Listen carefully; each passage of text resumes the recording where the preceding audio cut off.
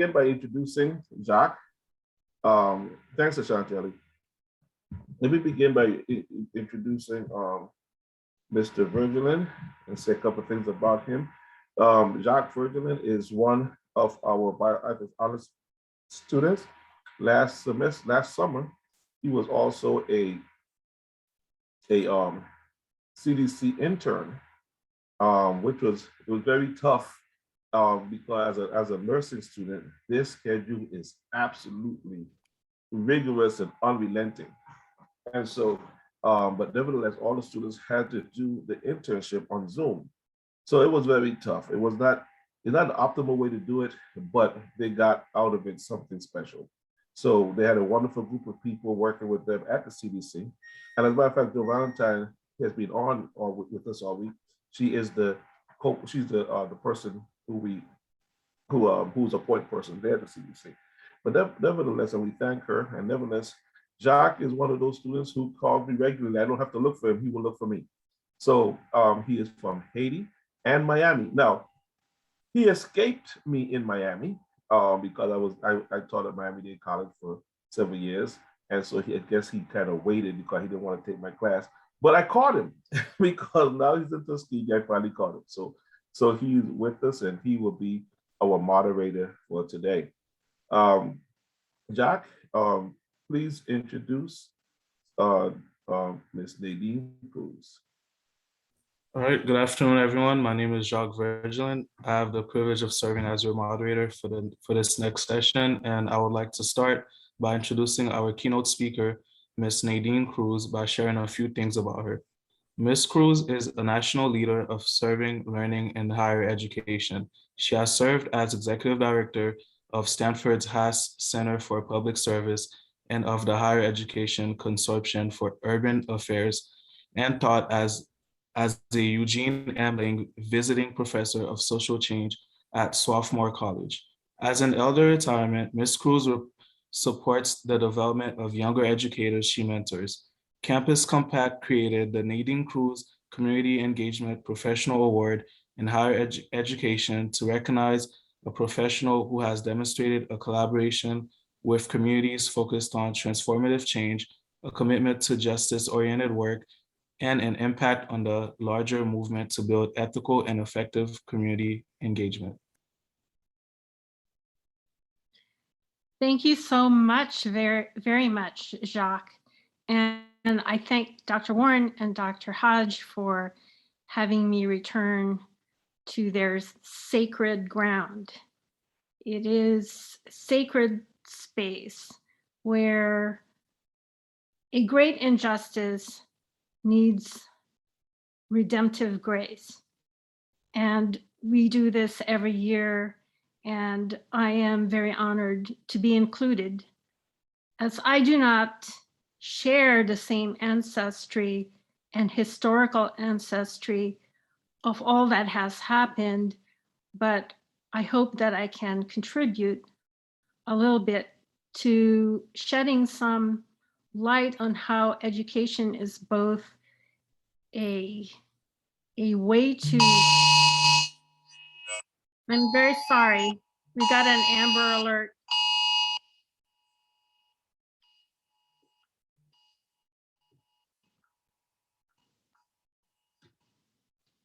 That was an Amber Alert even with my phone shut down. So I'm a little nervous because I feel a little bit like I don't have the strength of a shared history with a lot of the people who have spoken. And I feel like I wish I could just listen and learn. But my task here is to share what I have learned over a period of 40 some years about trying to make a difference through education. But I hope you will bear with me as I share a journey through my thought process about this, because it's a little bit of a maverick thinking.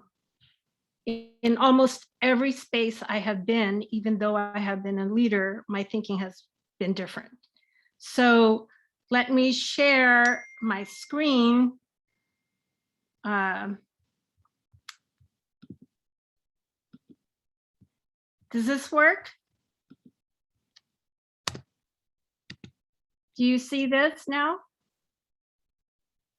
Hello? No, we can't see your screen. Okay. At the bottom where you are in Zoom, there should be a green button that says share screen. Yeah.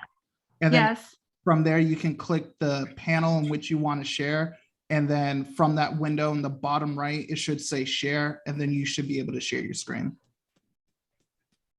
Okay. I clicked on the screen Mhm. and back to the bottom. Yes, it should, the bottom, it should say share screen. Yes, I did that. Okay, and then a window should pop up that shows all the different panels. Yes, I see it. Okay, there you go. You're sharing your screen. Thank you, Ashanti. No problem. All right. So I'm wanting to share with you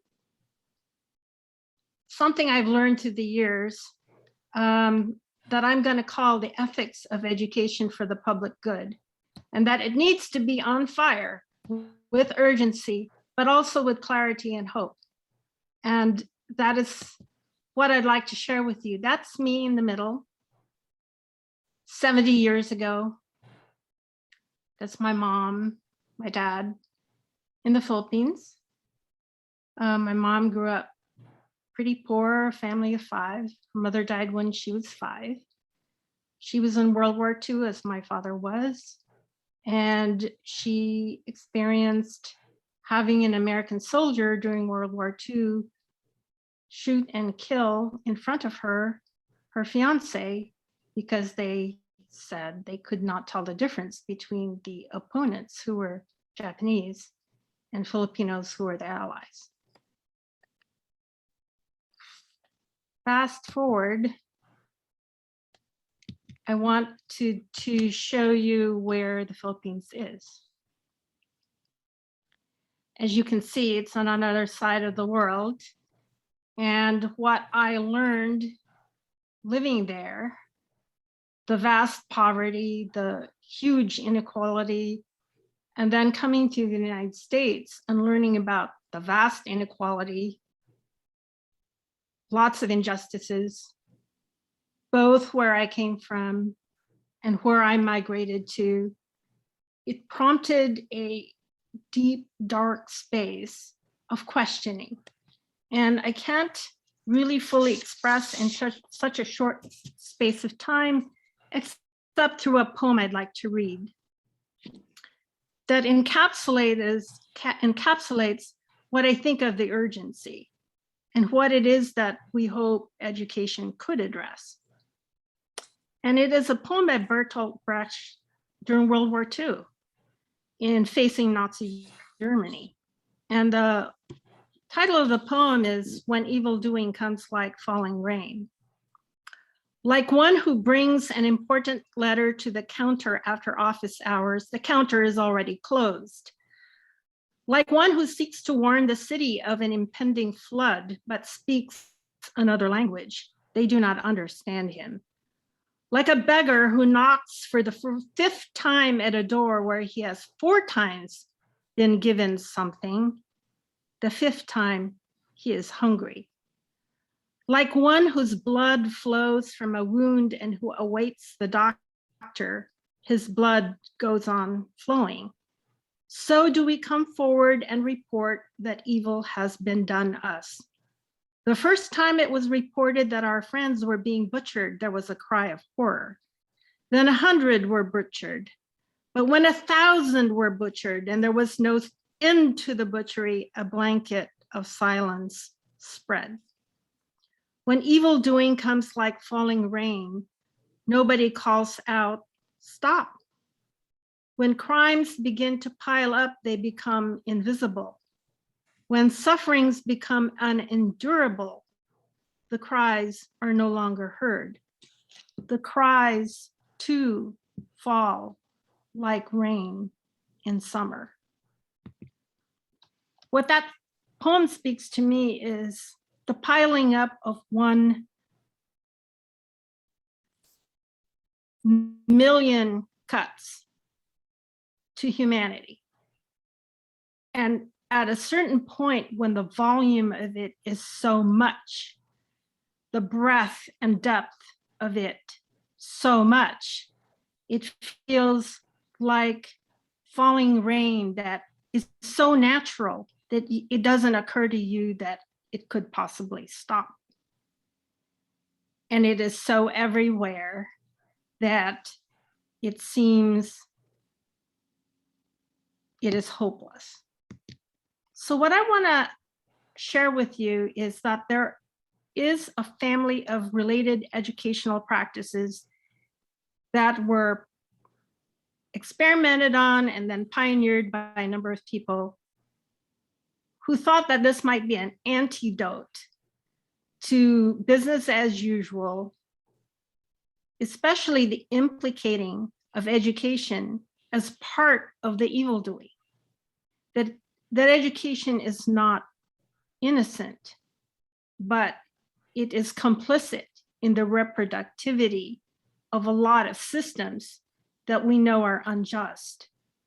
And so it does not spring up like a natural phenomenon, but is humanly constructed.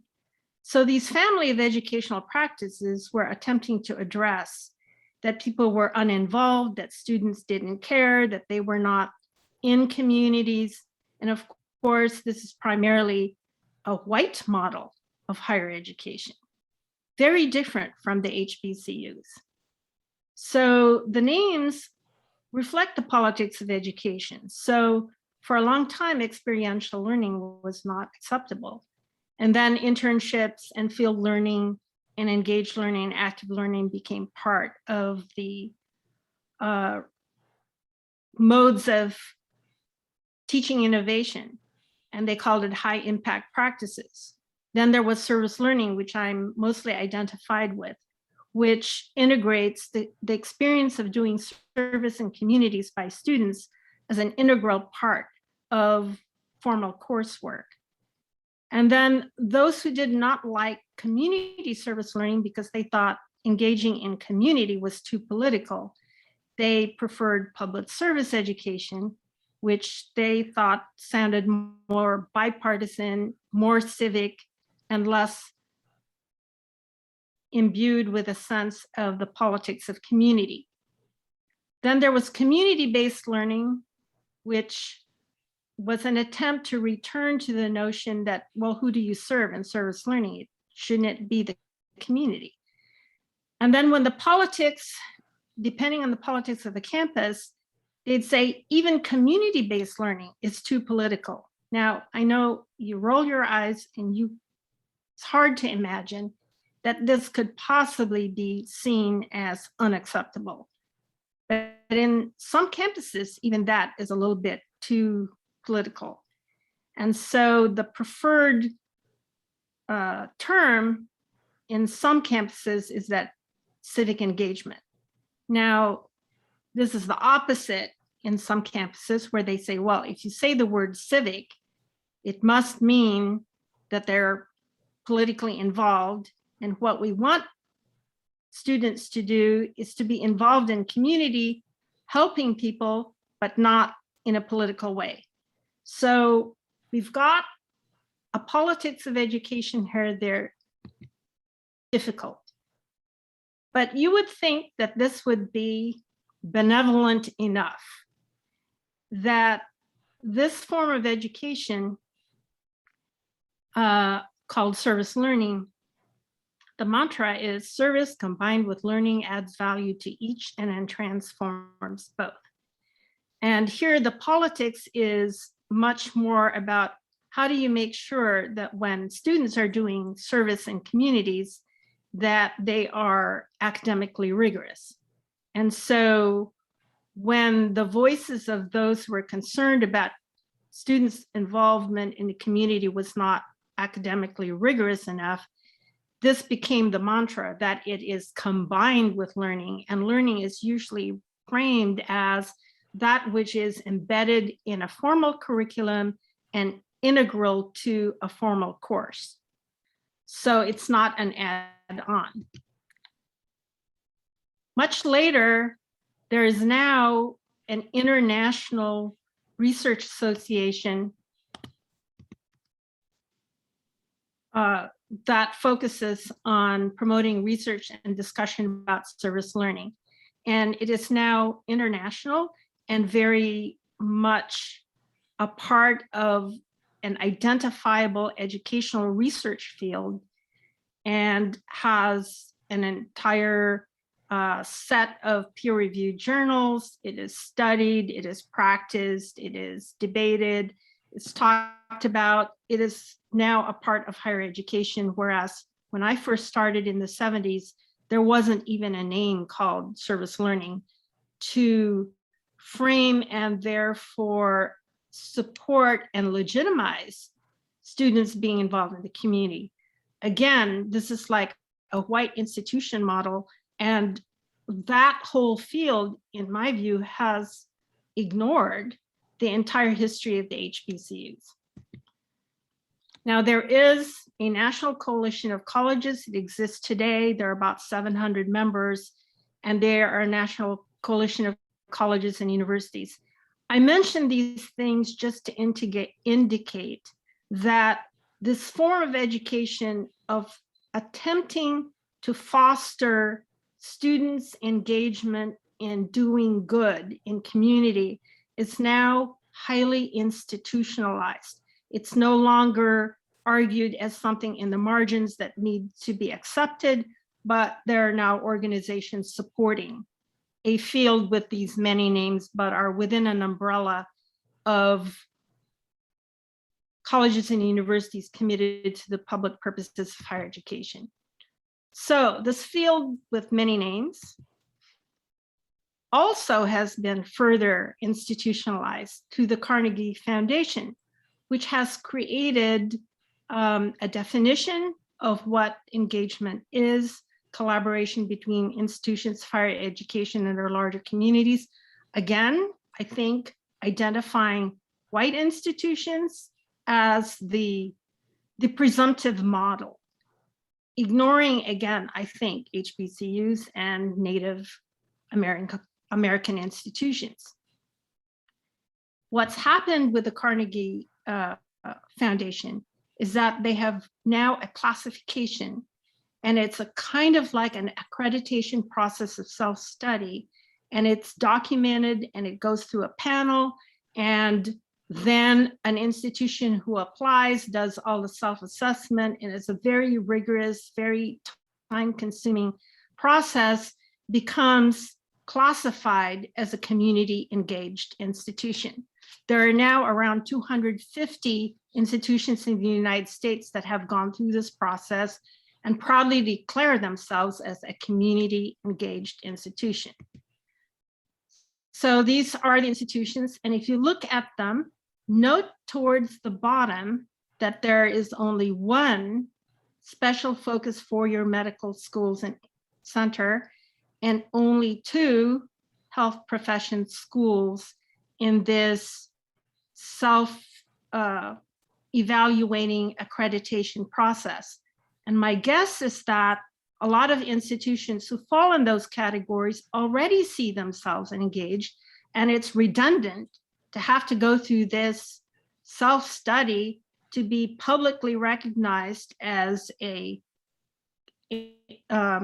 engaged institution.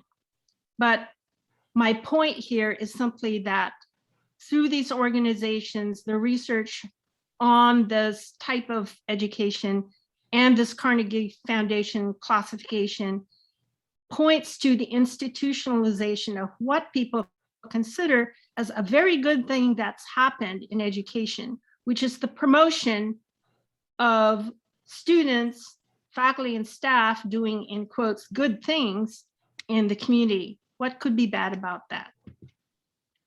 A typical talking point in these circles is something like this. Students contributed more than 382 million hours of service, equivalent to 7.96 billion in service to their communities. If you look at the websites of many of the colleges that have been classified as community engaged institutions, you will see in the websites many statements like this. And you will even see data like 1,500 students over the past 1 year did, and then it will describe all the things that they did. But what I'm sharing with you is as a reflective practitioner. I'm sharing with you my mental map of the practice that when I was teaching this way of engaging students in communities, I did not fit the pattern of those who assumed that if we are doing service in the community, that we are doing good things. I taught that way to raise the question, if we do these things, are we doing good things? Trying to problematize, and I don't think that is just a mental exercise, because of what we know has happened with human subjects, and that the do no harm is often violated by these very courses that purport to have their students go to communities to do good. In fact, a lot of it is drive-by community service, which does harm. There is no sustained work. It is mostly for the benefit of students to learn. It's not programs that have a very responsible structure of sustained work in the community that would be over many years, as opposed to when the course is done, everybody goes home and does nothing more. Whereas it raises the expectations of people in the community. So in sharing my mental map, I'm speaking in freedom and shifting the talk. And I'm referencing a peasant leader I met in my early 20s, who is a teacher for the rest of my life, who, when he was faced by people who arrived with a title to the land, which they had lived on for decades, and was about to be bulldozed after the student group I was involved with helped to document land grabbing, but they lost in courts, persuaded by a legal group that they could win back their land. But Mang Ando, who was peasant leader, knew from hundreds of years of his ancestors under 350 years of colonizing, occupying Spain, that the courts were not for them. And they lost their land. And as I asked a very selfish question of Mang Ando, well, what courses should I take next year so that we could do a better job helping? Imagine that self-absorbed narcissism. And yet he just said, some things are not for you to choose, they are chosen for you to do. And over the decades since my 20s, I'm 73 now, I've heard that as a haunting set of words about calling and mission and responsibility and the job of trying to figure out what is the best way to fulfill what one can do on this earth. And the other source of my mental map of what it is that we need to do and what we need to avoid is in the community of Le Chambon in France during World War II, a small village of only a population of 5,000 housed about 3,000 to 3,500 Jews who were fleeing the Holocaust. And I have since asked myself, if we were creating an educational institution whose outcome would be that you could have an individual as kind and benevolent and compassionate as Mang Ando was to me as a younger, even though I had violated the dignity of the entire situation with what words I had said. And if we were to create a campus that would be capable of doing what the community of Le Chambon did, how would you design it? Who would teach? What would they teach? So it came to me that with Mang Ando and this village, I asked myself the question, people who are not scholars, who are not highly educated, regular people in the communities, what do they know? Because that was the peasant Mang Ando and the community of peasants of Le Chambon. They were subsistence farmers. Yet what they did was extraordinary. So I just want to offer you how I'm thinking about this. And I think if we were to imagine a circle of knowledge that included all qualities, virtues, know-how, content knowledge that one would need to have in order to have the capacity to address all those issues that are like the evil doing that comes like falling rain, what would the circle of knowledge contain? I want to argue that only a very small part of the circle is the academy. So I'm sure that because almost everybody in this group are university and college trained people, in most settings I'm in, there is a little bit of pushback saying, what, the academy doesn't count for the whole circle? And I say, well, in the rest of the circle, there are things that are usually not in the formal curriculum. And there are usually things that people have learned to do by force of circumstances, and they were not formally trained in all these things. Yet the academy tends to be the dominant paradigm that claims the authoritative source of knowledge that everybody should know in order to be the experts who know what to do. And community knowledge, like Mang Ando and that village, in the formal structure is left out, marginalized, and silenced. And the dominant paradigms, which in the critiques of very many people are colonizing and reproductive, tend to be the dominant paradigms that are embedded in the coursework that are taught.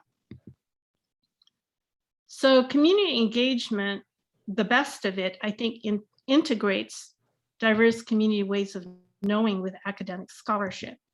And the circle of knowledge made whole decenters the academy. And the decolonizing part of the academy is part of the circle, not the small wedge that dominates the entire circle claiming source of all knowledge. So I think of Mang Ando and the community of Le Chambon as those who need to be recognized and honored as having moral brilliance. In many situations, we do not need more data. We do not need more theories. We do not need any more knowledge than what is the right thing to do and an insight that that is the morally right thing to do and to having the courage and the guts to do it. So decentering, I think the academy means an attitude change, a respect for diverse ways of knowing that are not formally embedded in the curriculum. And the academy is not the center, nor the exclusive source of all knowledge we need to address the most urgent issues of our times.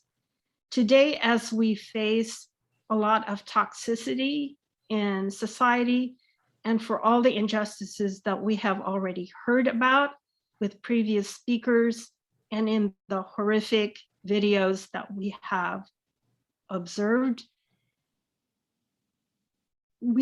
I think it is clear that there are a lot of virtues and character shaping that we need that is beyond usually the curricula of training for the various fields of political science, humanities, social sciences, etc.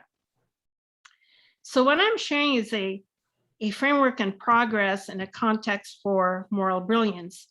And for the most part, what I've learned about what we need to not do is a focus on the dystopic systems that exist in society: racism, sexism, colonialism, imperialism, etc., with many, many names and mountains of scholarship for what we need to fight back on, and that causes the evil doing that comes like falling rain.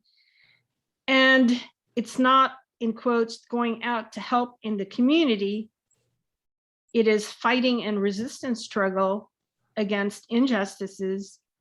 And the words service and help and civic engagement, I think, fall pretty hollow when what is needed is allyship, working in solidarity, and working in coalition, which for some people are not considered acceptable because service and help and community service is seen as non-polarizing, benevolent actions of students that are acceptable working in community, and less so in recognizing that communities are fighting injustices and they need allyship, solidarity, and coalition and resistance struggle, as we knew in the civil rights struggle.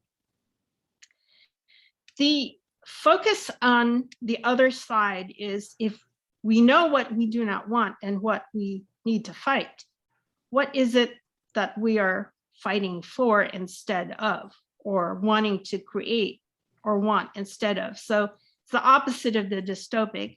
It's looking at the ideal, and it requires imagination and vision.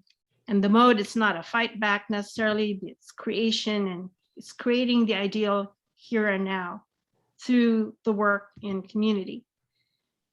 But it's hard to do when many are not awakened through personal experiences to the depth and scope of what needs to be addressed personally. Thousands of people are, but often their voices are marginalized and not heard. And so we need a whole lot more allies working in solidarity, but they cannot be allies and will not be working for what needs to happen when their experiences are narrow and cannot identify with what needs to be done. And so we structure community service learning and other experiential modes of teaching and education and embed it in the formal curricula so that all students, no matter if they are privileged, narrow in their experiences about what needs to happen, that they can be woken up through personal experience and to care about those questions. But experience alone is not enough, because imagination, ideas, consciousness, these are lenses that shape judgment, that inform action. And so if I see mountains of garbage in the city of Manila and note that people are making a living on garbage heaps, and that I have been in parts of downtown Los Angeles, where there are people living in the streets, not just episodically, but decades on the street. What I make of that, even as I experience it, requires lenses that shape judgment, which informs action. Where does that poverty come from? Well, in the case of the Philippines, people lost their land, and with no subsistence farming, which means food, you go to the city to seek wage earning jobs. And this mass migration creates massive settlements of very poor people, as it does in more complex ways, even though in smaller scale in downtown Los Angeles. And so it requires what education can provide, which is the analytic framework, the data, the theories that can inform how to make an informed, choose an informed action that could actually address that which one is bothered about, as in this case, poverty. So ideas and concepts and theories matter. Is poverty due to misfortune or injustice? People fight about this, but we understand that there can be individual misfortune in the context of systemic injustice. And these are conceptual categories that require intellectual labor, and then to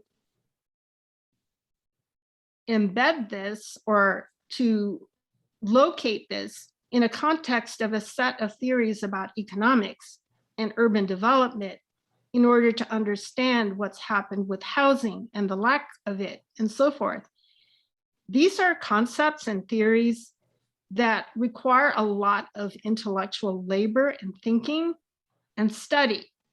And so while on the one hand, I have been arguing that there is more to the circle of knowledge that we need, I'm also saying that education is absolutely necessary, but not necessary, but not sufficient for what we need to know. So the same with create wealth or redistribution, we fight over this. Everybody might see the same phenomenon of poverty, but come away with a different interpretation of what the proper response ought to be. And so we see very popular the notion of social entrepreneurship, which focuses more on wealth creation and its impact on making the economy healthier so that everybody is better off. But as we know from those who critique the trickle down, that redistributive policies are a necessary network for those who can never, ever really be, whose well-being can never be addressed by the wealth creation mode. Whereas the redistributive approach is often denounced as socialism or communism. So education is necessary for examining and analyzing phenomena, and it needs to be connected to experiences that wake us up in order that we can be capable to transform the world. So the rice terraces where I was born in the Philippines are created by the Ifugao indigenous peoples of the Philippines, and they have often been described as brilliant works of engineering.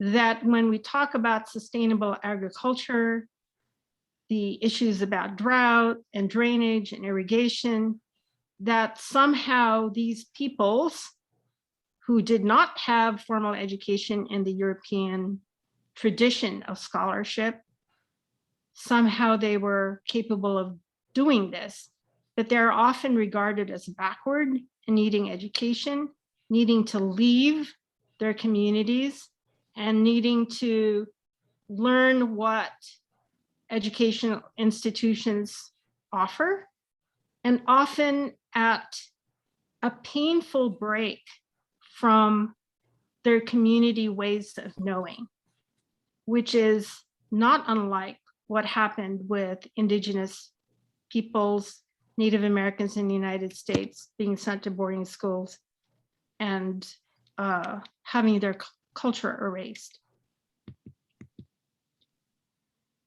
So we know that it's because education is a double-edged sword. There is such a thing as miseducation, and that it can be colonizing, and it can be part of the structure of oppressive systems.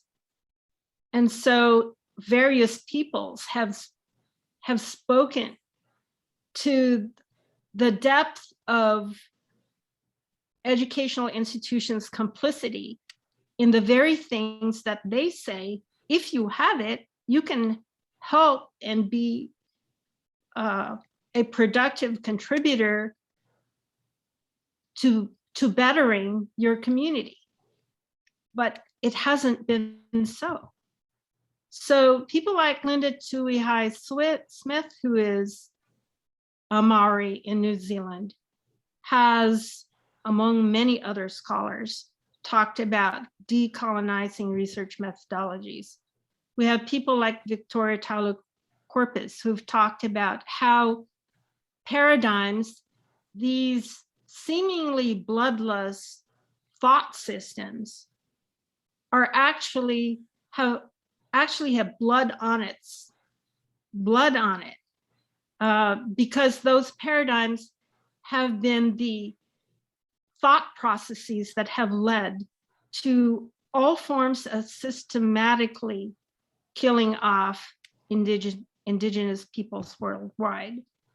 And people like Vandana Shiva, who is a nuclear physicist, have talked about also the destruction through monoculture, which is embedded in certain paradigms of soil science, economics, and development. And so I just wanted to end by offering that there are younger scholars like Stephanie Evans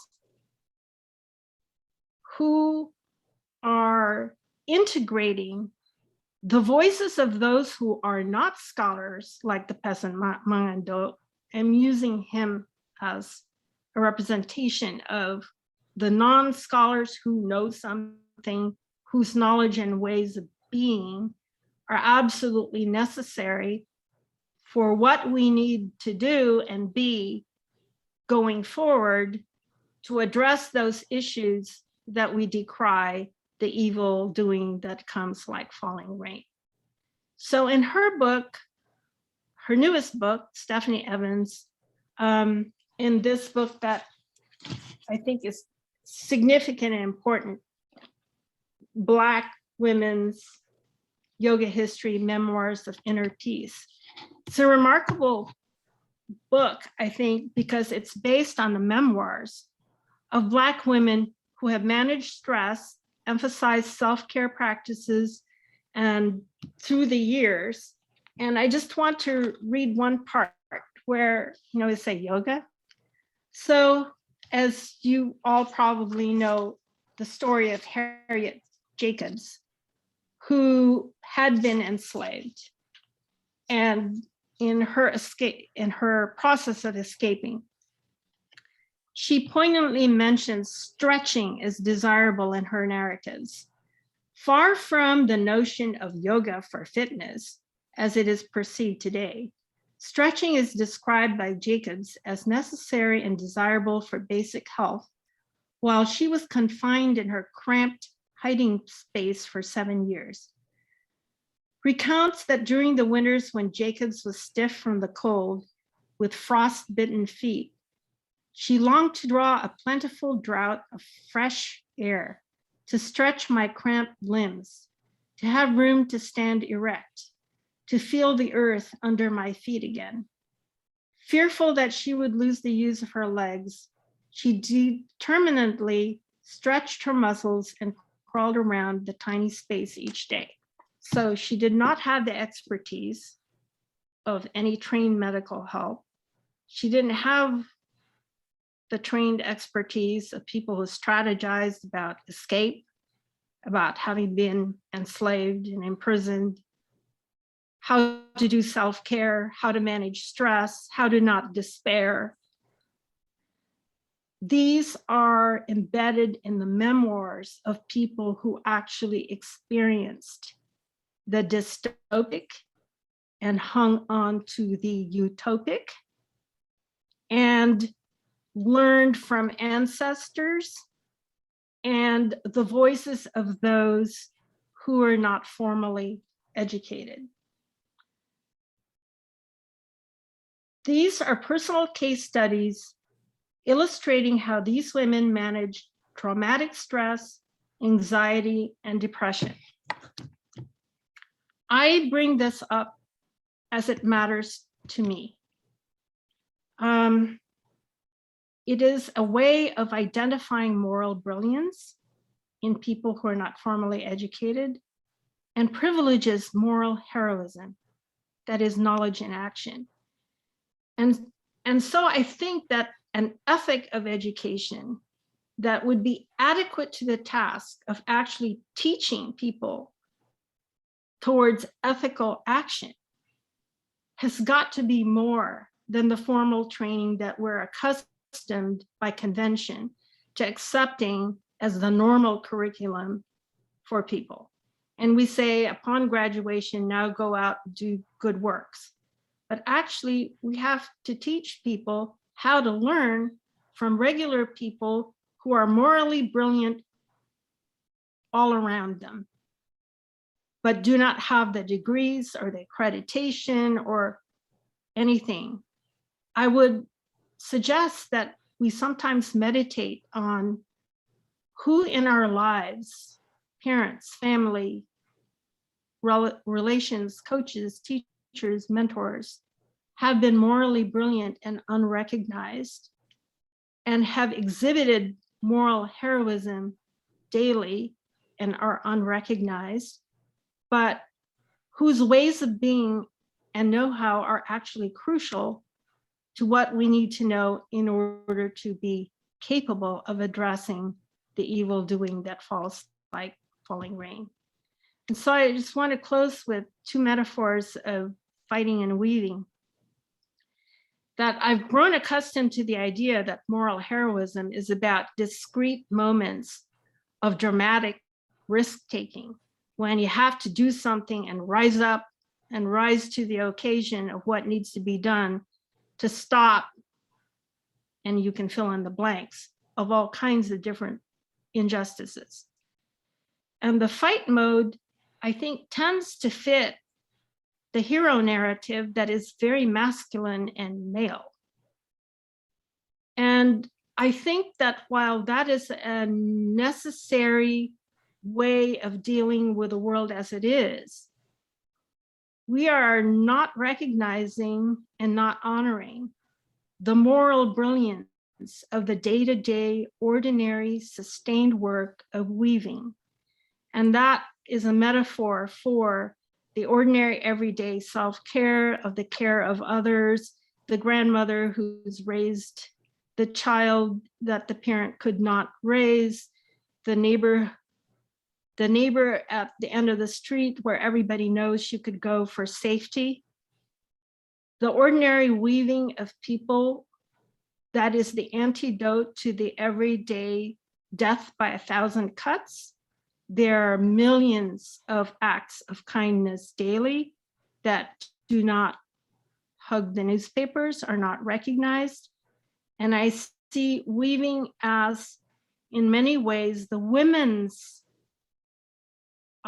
iconic women's role that should not be relegated to women, but that both men and women fight and weave.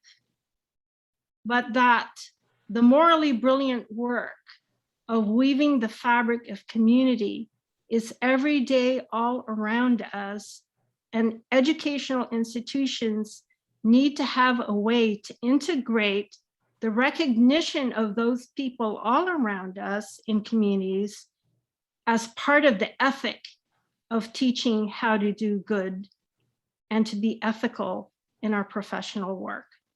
So those are my thoughts, and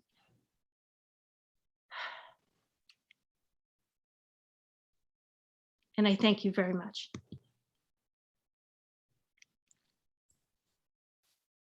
So I would like to thank Ms. Cruz for her presentation. And I also wanted to mention that there were a couple of questions in the chat, or just one question. Let's do the questions at the end. Let's All have introduce Dr. Brooks, please. Thank you very much, Dr. Ms. Cruz.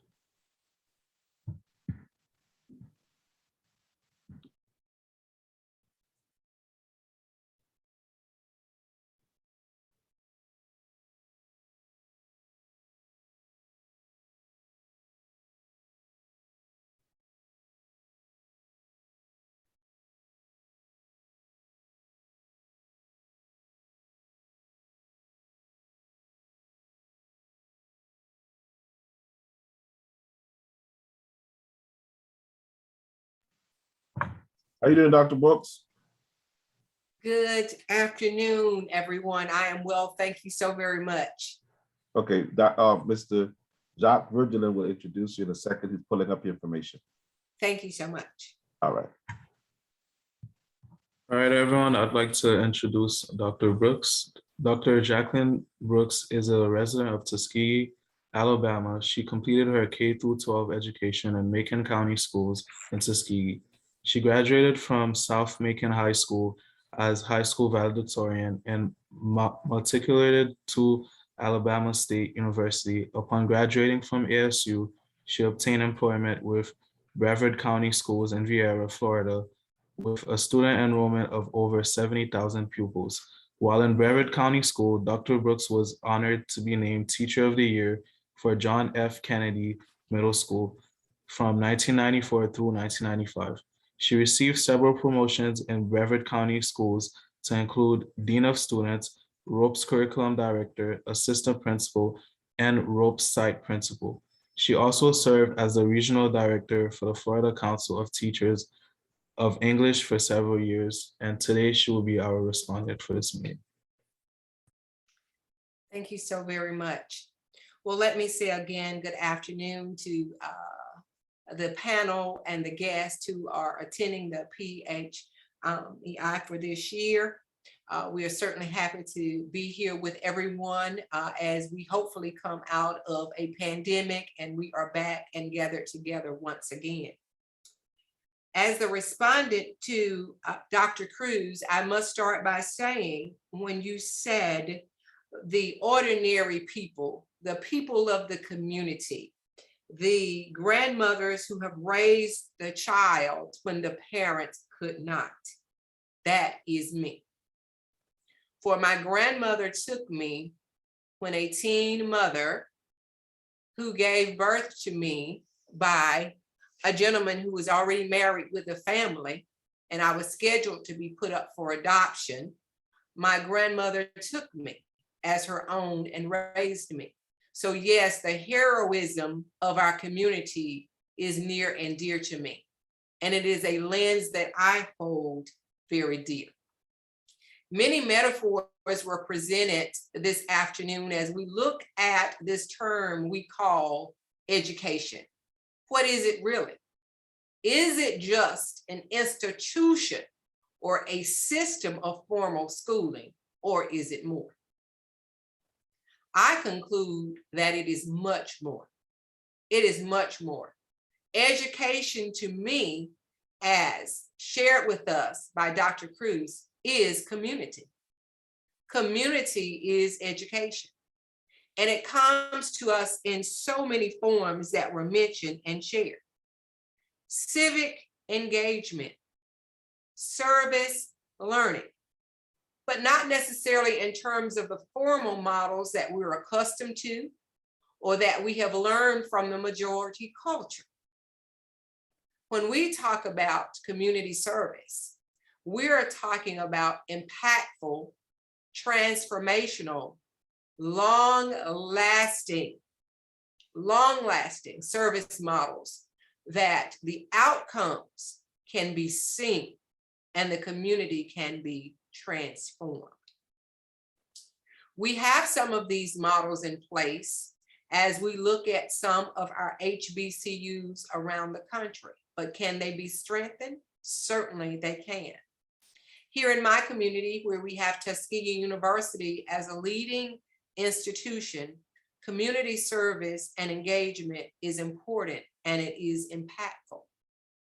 Daily in the K-12 setting, we have buildings of college students who feel a sense of belonging, a sense of comfort, and they are eager to pay it forward, to mentor, and to give back to our high school students. And that comes from the heart. It comes from the heart. It comes from the lens of knowing and experiencing what community means and what it means to give back and to serve others. And for that in our community, we are fortunate. We also talked about moral heroism and moral brilliance and how that is a part of our communities and how it has to be shared. And the thing that came to mind when you were speaking, Dr. Cruz, is the art of quilting. And so from my culture, I think about my grandmother and many of her friends who barely had an elementary education, but they embraced and knew geometric principles that went into making some of the most artful designs that you could ever imagine. And not only did we have the geometrical patterns and configurations, the application of science was absolutely fantastic. What types of fabrics would keep their children and families the warmest? What types of padding should be used? What types of stitching could be used? So that moral brilliance is imbued throughout our communities. How do we capture that? How do we shape that? How do we nurture that? How do we value that? And how do we help our HBCUs see those treasures and bring them into the higher ed setting? And not only that, there was the pragmatic approach of creating these items of warmth for our families and our homes. And beyond that, there was community giving, because not only did you create these beautiful, beautiful structures for your own family, you made sure there was sharing community-wide. So in other words, there was no one left out. If I have a quilt of warmth, my neighbor has a quilt of warmth. There's someone down the street that has a quilt of warmth. So this homelessness now that you speak of, that we see, when the community valued and treasured that moral brilliance, we were able to ensure that those types of dystopic functions were not a part of our community. And so those are the things that we must look back to the past, look back to the lessons and the legacy of our fathers. The models actually already exist, not necessarily as theoretic models in a textbook, but as common sense, pragmatic, lived models that are in all our communities and are usually, and in the past, most valued through the art of storytelling. Those stories that pass down from one generation to another. And so as we look at the model that Dr. Cruz presented to us about community knowledge being left out, being marginalized, being silenced, I think we owe it to ourselves as community leaders, educators, activists, those who shape education for scholars at the collegiate level and at the K-12 level, to ensure that storytelling and those forms of art and education are not lost and that they are valued. Because if we're going to move toward a utopic that you spoke of, it actually starts with one function, and that's caring. Caring. That's the entire paradigm behind what we talk about when we move to self-actualization, when we do things for others in the community, when we ensure that moral brilliance is valued, and when we make sure that we do no harm to others, when we look at redistribution of wealth, when we look at not socialism or communism as negative political terms, but we look at it as reach one, teach one, and making sure that we all have our piece for success. It comes back to caring.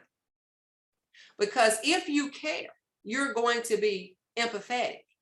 If you care, you're going to ensure that moral brilliance and moral heroism is recognized in the community.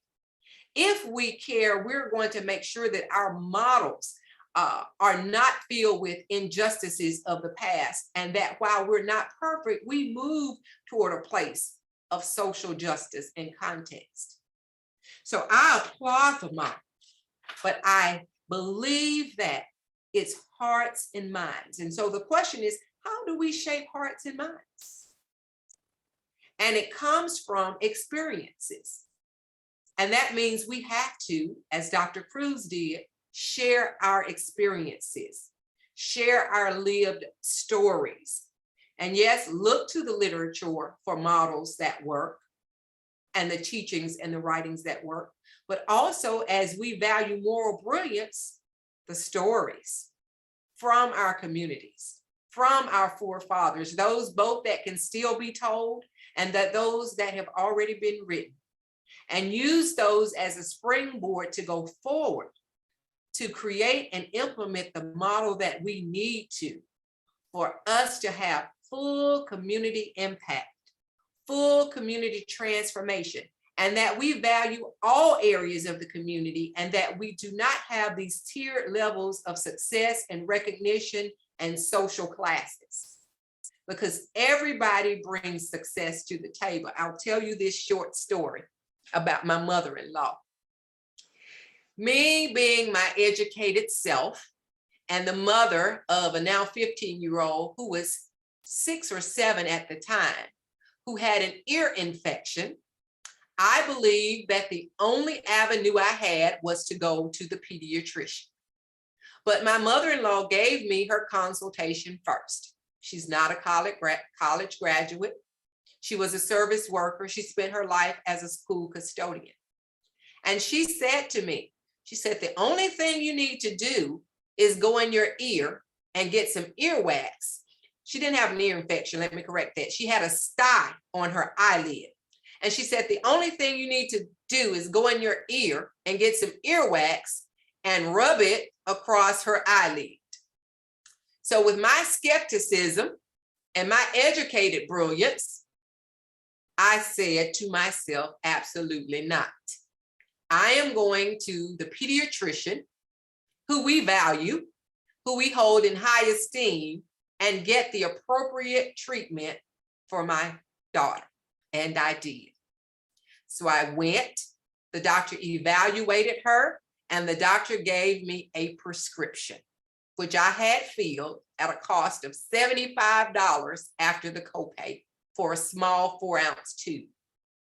So as I sat, something struck me. Read the ingredients on the back of the prescription medication that you purchased. And lo and behold, on the back of the medication, the very first ingredient listed was human ear wax. Moral brilliance. Anything my mother-in-law tells me, I believe. Anything she tells me, I know is well vested in a living testimony. And so we must get back to those values. Not everyone has had an opportunity to go to college.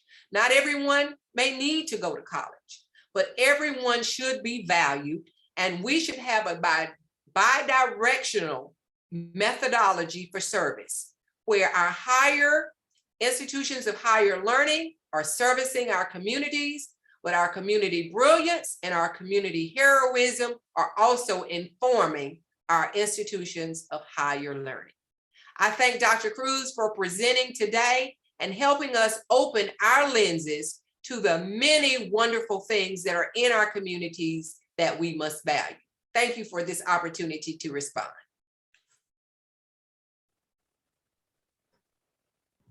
Well, I'm telling you, how can I bring you on the screen? I'm telling you that you, Dr. Cruz, Dr. Brooks, y'all have blessed us today. We are exhausted. Exhausted. Look at the faces. We got so much information. My goodness. Thank you very much for that very wonderful response, a very brilliant presentation, Dr. Cruz. We appreciate it. We appreciate it. We appreciate it. Now, are there any questions in the box, Jaques? There was, but the question was answered in the chat.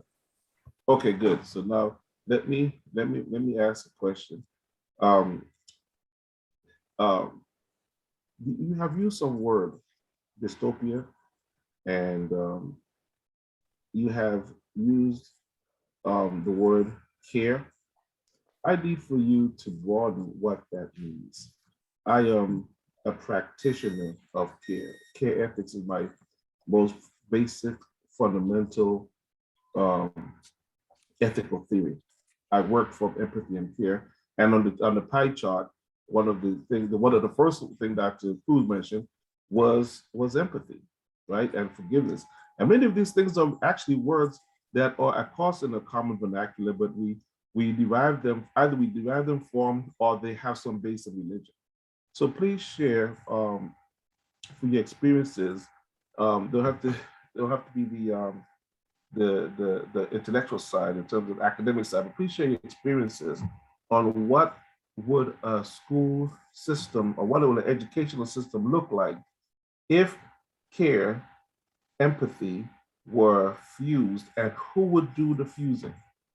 How does that work? The integration of the social, the church, and the academic world, the school world, is so potent because if you don't have them working together, you don't have the kind of syncretism that we need. So therefore, who does the fusing? And please say something more about empathy and care and that interesting word dystopia. I'd love to hear what Dr. Brooks has to say first, because she has the most practical day-to-day experience with the school children and running a school. And thank you so much for uplifting what I shared. You did a way better job. Well, it was very, very special to me to hear your story. Absolutely. You know, I probably don't follow the proper mode for the definition of a school superintendent. And I don't apologize for that. Of course. And I'm retiring shortly, so I don't have to. But most of the time when we think about formal schooling, we have a curriculum and we have objectives that a State Department expects us to follow. And so we're supposed to color inside the lines. And I often don't color inside the lines. I allow my staff to color outside of the lines. And sometimes we act as if there are no lines at all. And basically what that means is a system of caring starts with us caring. So as adults, the formal curriculum is not first. It is not first. And while many people say that's the reason schools exist, this is what you're here to do. But our first thing is to love on and care for our children and to exemplify caring by caring. And so that's hugs and kisses and wiping noses and whatever it is that we need to do to let that little person all the way up to that high school person know that we're leaning into you and we love you. We love you. Our goal is for you to accomplish your dreams and goals, whatever they may be. And whatever we can do to help you do that, that's why we're here, and to help provide all of the resources. And so caring means a lot of things for us. It means meeting the child and the family wherever they may be. It means valuing the child and the family and his or her customs. One of the stories I'll give you is I had to go to a child's home one time. And When you go to a child's home, you never snub your nose, you never turn up your nose, you never refuse anything. And the glass I was given may not have been the cleanest glass, but I drank the water because I love the children and I love their families. It's important to me that they feel loved. So caring means a lot of things, but it means to start with caring when they walk in the door. That's the first thing. The second thing is to show students and to model for students how to care for others. And so even being a buddy, not a bully, you know, that's one of our mantras. We help people. We don't harm people. You think about the term that Dr. Cruz said, do no harm. That starts in the littlest of beings. Starts in the littlest of beings, that I am here to be a helper. I'm here to make my life better, your life better, the world better. And we do blur the lines between homeschool and church. We go to services. We allow the football team to go to services, but we'll go to any type of service. Doesn't have to be a Christian service. It can be any type of services. If it's a value to the child, it's a value to us. And so I think that's what caring means to me, is valuing every child, valuing every family, showing from the moment we know the child and the family that we care, modeling caring and expecting them to do the same. Wait, before you speak, Dr. Cruz, thank you, Dr. Brooks. I gotta say this. I got goosebumps. I got goosebumps all on my shirt. First of all, Dr. Brooks, I don't know where you're going. You need to don't leave us, please. You are irreplaceable. Let me tell you what Dr. Warren always says, that David Hodge at his heart is a pastor or a Sunday school teacher, because with my bio honor students, I tell them, and actually I say it to them publicly and privately, I love you.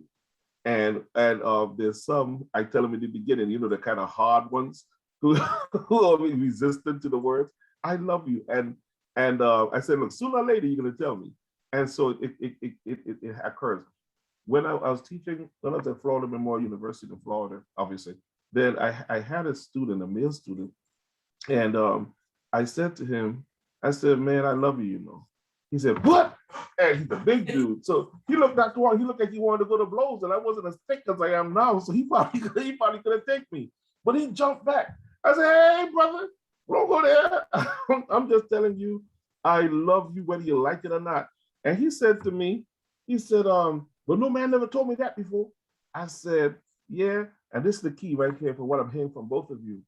The notion of the blurred boundaries, or the non-conventional way of thinking through how we deal with our kids, how we do community engagement.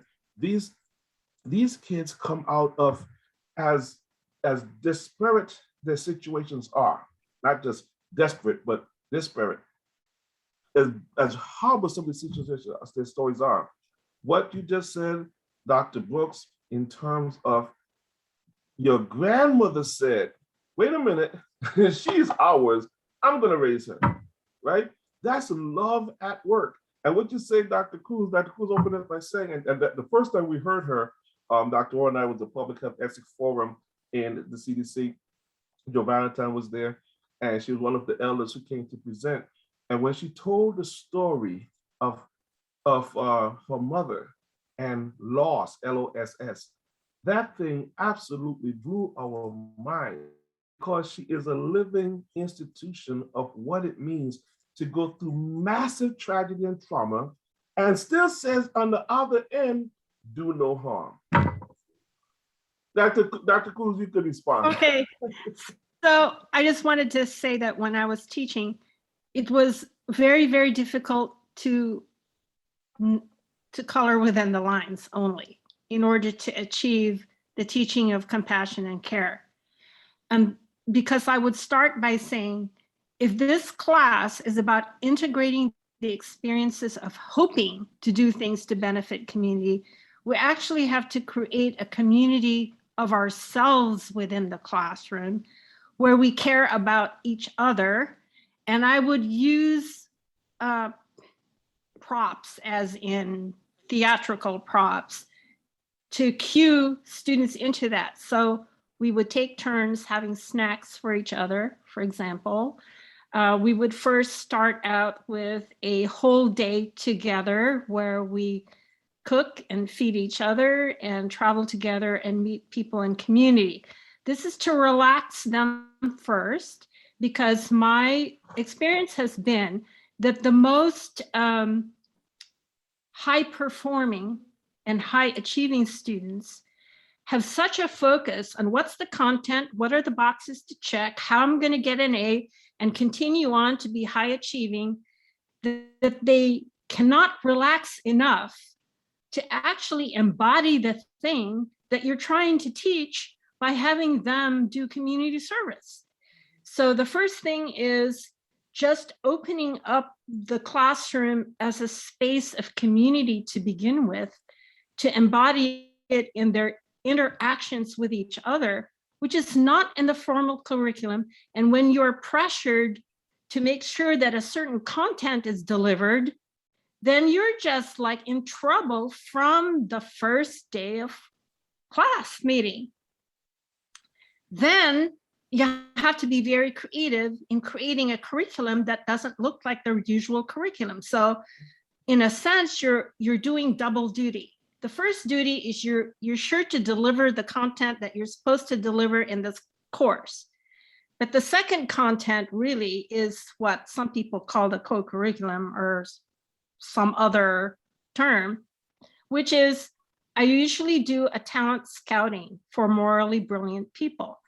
So instead of focusing all the attention on what the readings are, what the syllabus is going to have by way of readings about empathy or about compassion, instead, I make sure that in the space of the time that they are experiencing work in the community, they actually meet people who are so luminous and outstanding as human beings that they can't help but notice that, wow, because often that experience is the experience of warmth, of love, of accepting and being embraced by people in community when they have not earned that love and care in the community. Often, usually in the campuses I have been in, students are representing a university that has done damage in the community. And yet the people show their moral brilliance by understanding that these students are in some ways victims of higher education because they're not properly educated in all the things that they need to have in their being in order that what they learn through training is activated through the prism of caring, compassion, etc., which in a non-faith-based, supposedly not religious institution, I have to teach it some other way. And the some other way is meeting people who exhibit that. But that takes a lot of time. It means you're not studying in the library, reading more peer-reviewed journals. It means I'm actually hanging out in the community, having coffee and tea, and wasting my time because I'm not writing peer-reviewed journals for the peer-reviewed journals, etc. Instead, I'm trying to find those people who our students desperately need to learn from, so that whatever courage, risk-taking, compassion, care already is seated within them can be amplified by the example of elders who have lived their lives that way, often under duress. And when the students who are bright enough, they see it. They see that the life circumstances of these people should have made them jaded, angry, resentful, having been the victims of many injustices, yet they can embrace these students because they want to teach what they have learned through experiences. I could go on. I feel like it's teaching against the grain Yes. of everything that you're expected to deliver. And I'll just mention one more thing. I remember when I was many years ago, I was living with my husband, 2 children and 2 dogs with 100 students in a residential hall.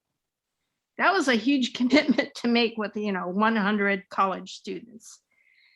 And I remember one time a meeting was called by some students who wanted to get together, and they were all medical students. And I said, what are you doing here? You're all these brilliant students who have made it to this, world-class research institution, self-identified.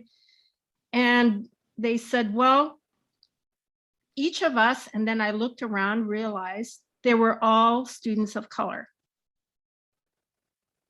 And they said, we came to medical school to serve our communities, but there is nothing in the program, nothing in the curriculum, nothing that would help teach us how to be comfortable and culturally appropriate and to hear stories and to embrace that as a part of our doctor-patient relationship.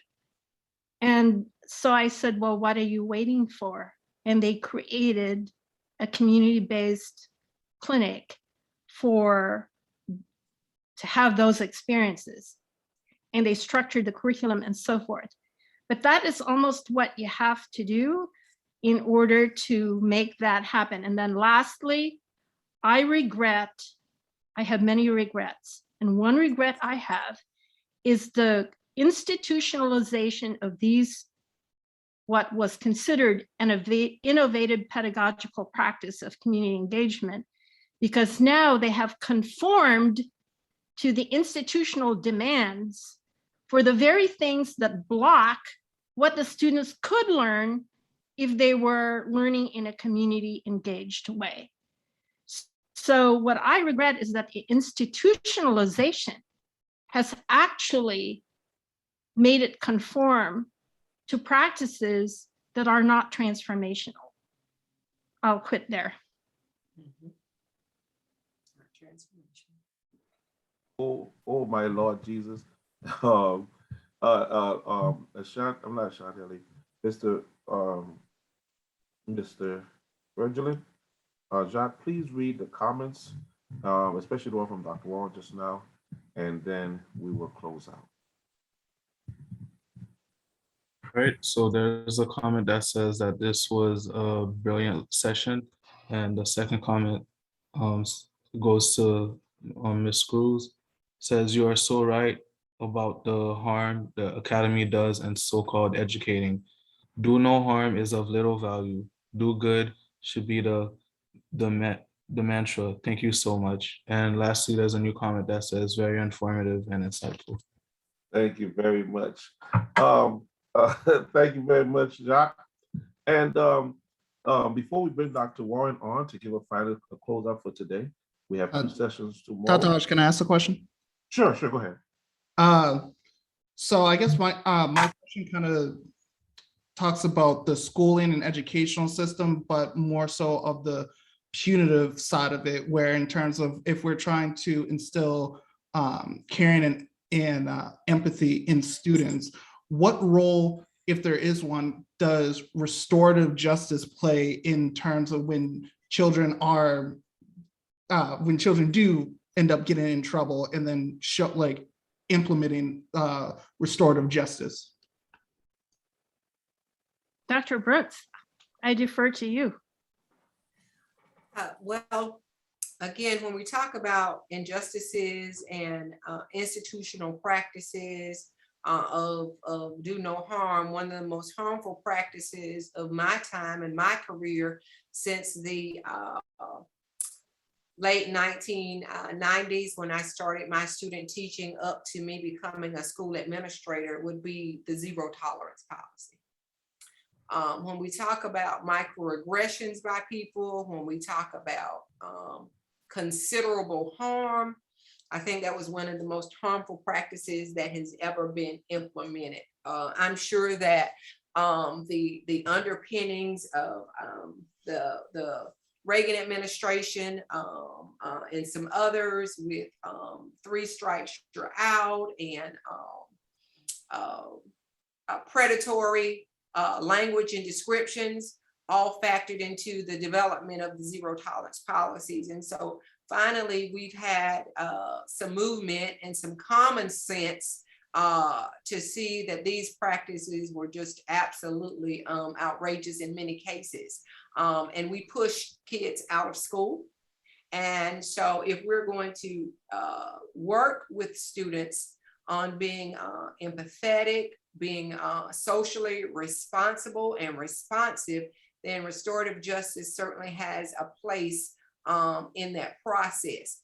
But I think before we get to restorative justice, we actually have to look at the rules that we put in schools in the first place. And again, if we're coming from a lens of caring, being buddies, helping our fellow man, then we don't have to worry so much about discipline, because we are in a self-responsibility mode. And that's what we're aiming for.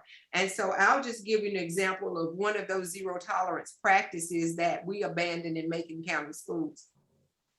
One of the practices that we had was that if a student brought any type of weapon, and this was nationally and federally, I should say, and state driven. If a student brought any type of weapon to school, then the student was expended or expelled from school.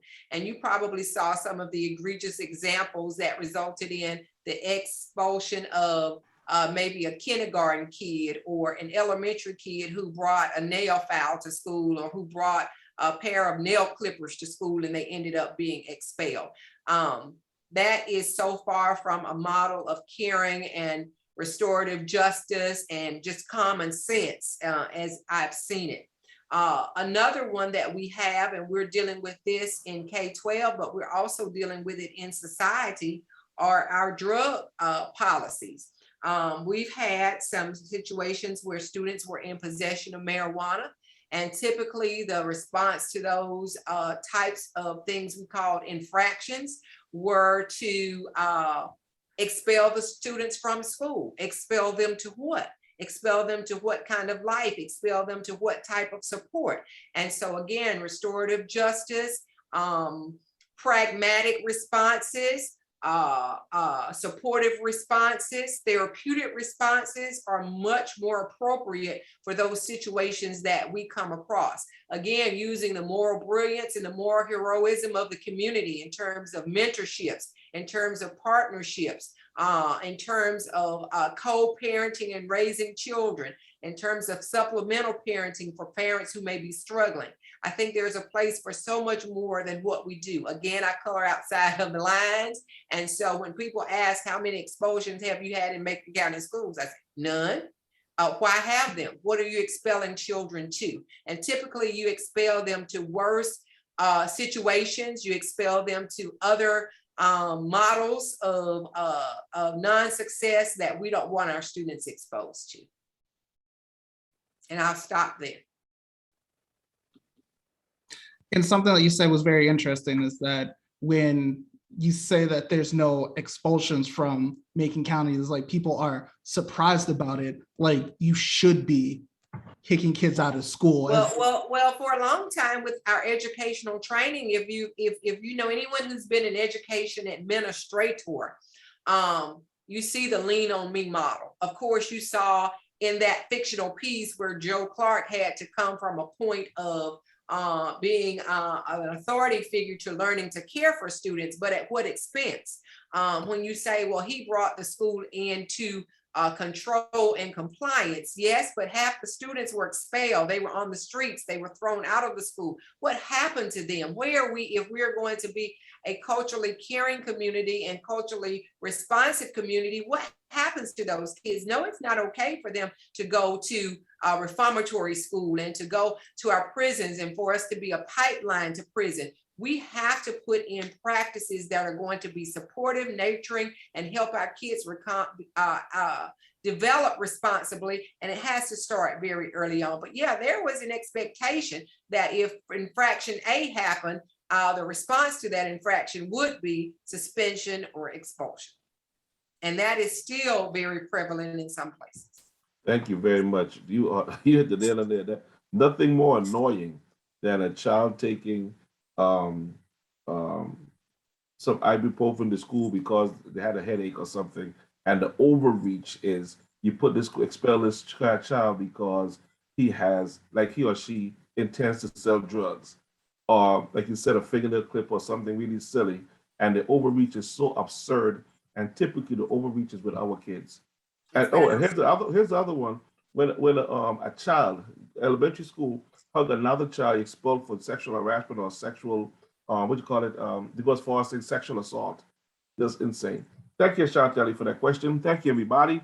Well, our time is up. We're over. This is what happens when we have these engaging conversations. So, Dr. Warren, I put it in your hands to give the. I'm sorry. Before Dr. Warren, there's something I want you to do, Dr. Cruz, Dr. Brooks, please. We have this young man here. He's a nursing student, and he is one of our summer interns. He's a young, good brother. He has a wonderful family story.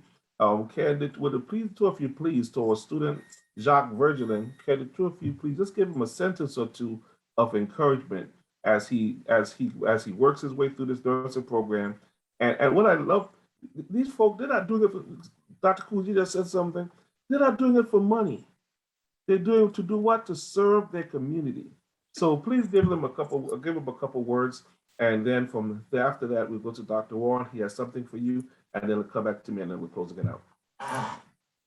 Jacques, my daughter is a labor and delivery nurse now in her 10th year. And she has met every woman from every walk of life who comes in to deliver a baby, perhaps with no support, perhaps not even had any prenatal care, maybe under duress. And all her training and all the equipment of the hospitals cannot substitute for the kindness in her eyes and the warmth of her hand as she would accept them into the hospital delivery room, hoping that their baby will be born healthy. So I hope you do not forget that the training that you will get is no substitute for that warmth, but at the same time, the warmth will be no substitute for when the equipment is needed and the training needs to kick in. So the habit of the two things coming together, heart and mind and training, is absolutely necessary, and practice makes perfect. You just have to do it over and over and over again and not fear making a mistake. Thank you, Dr. Cruz, for words of encouragement, and thank you, Dr. Brooks, for the quotes in the chat box. Absolutely. Appreciate it. Dr. Brooks, you give some words? Yes, I put two quotes that stay with me all the time from Shirley Chisholm. Service is the rent we pay for the privilege of living on this earth. Okay. And you don't make progress by standing on the sidelines, whimpering and complaining. You make progress by implementing what we spoke today, being a change agent, staying on the battlefield for my Lord. Preach, Rev. We had so much good preaching today. Dr. Warren, I put it in your hands. Thank you. Dr. Hodge puts it in my hands because there are no words that I can say except to say thank you. Our last session, early session, was on religion. And we just slid into the sacred and the secular. So our whole experience through this PHEI has been a spiritual experience. And this was no different.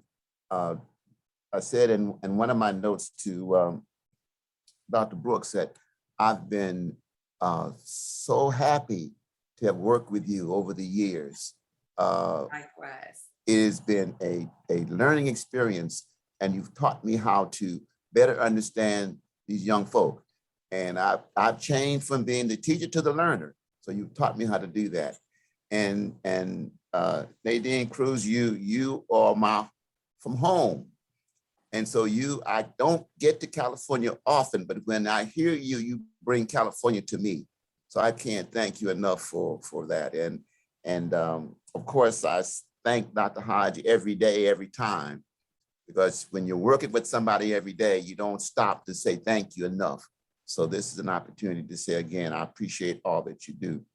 What we do very proudly is give our presenters a token of our appreciation. We couldn't pay you, we wouldn't try, it would be insulting. But we want you to have something from Tuskegee, created in Tuskegee, that you could only get if you're here. And not only if you're here, but if you're making a contribution. We have coins that were minted, conceptualized by Reverend Leonard. And when he came to me about these coins, I said, I'm going to hold these coins special for people who come and make a contribution to our public health ethics intensive. And we have a gold coin for our keynoter and a silver coin for our responder. Hold these coins dearly. You can't get them any place unless you get them here. And I said it before and I'll say it again. If you see somebody with one of these coins that didn't come in from Tuskegee, they stole it. So just think about it. And we're so proud and so pleased to have you, and we will never let you go, no matter where you go. So again, thank you so much. And again, Dr. Hodge, close it out as you usually do. Thank you. Assalamu alaikum. You Peace. Shalom. over And to blessings get the upon you. coin. Pardon me? I said I'm going to come over to get the coin. All right. Yeah, I'm all right. All right. Blessings upon you. Tomorrow we will start again.